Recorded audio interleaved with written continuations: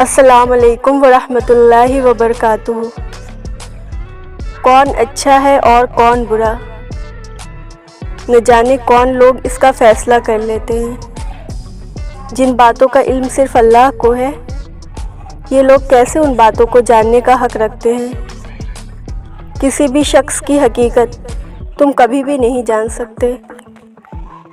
तुमको क्या ख़बर कि दिन भर मुस्कुराने वाला इंसान रात भर अल्लाह के सामने बैठकर रोता होगा, या सबके सामने मजबूत बनने वाला इंसान अल्लाह के सामने पत्तों की तरह बिखर जाता होगा।